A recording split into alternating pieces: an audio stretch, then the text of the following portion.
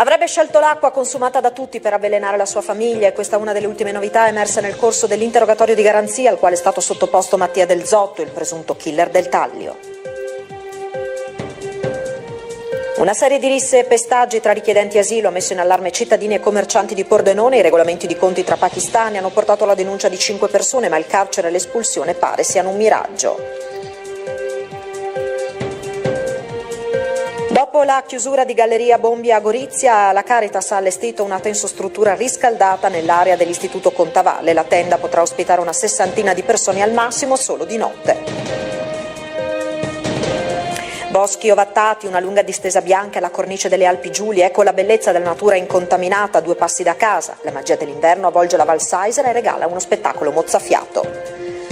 Saranno quasi 3.500 i friulani che nel corso della settimana andranno a San Siro, il grande esodo domani per la storica sfida Pordenone-Inter, sabato poco meno di mezzo migliaio per l'Udinese contro i nerazzurri.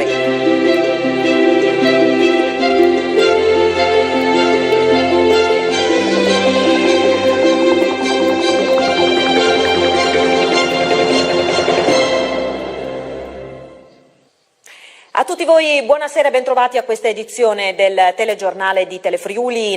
Ed ora ci spostiamo a Pordenone, dove c'è preoccupazione tra cittadini e commercianti dopo diverse risse che si sono scatenate tra richiedenti asilo. Pare si tratti di regolamenti di conti tra pakistani. 5 persone sono state denunciate, ma a quanto pare il carcere o l'espulsione pare siano un miraggio. Sentiamo.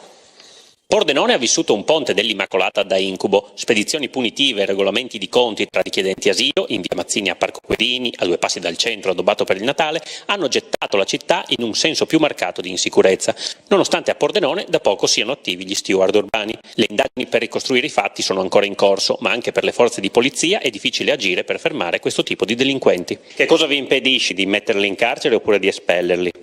Ma sono le leggi attuali, e noi ricordiamo che queste persone sono pakistane, afghane, che non arrivano da paesi di guerra e quindi che non hanno diritto a rimanere nel nostro territorio.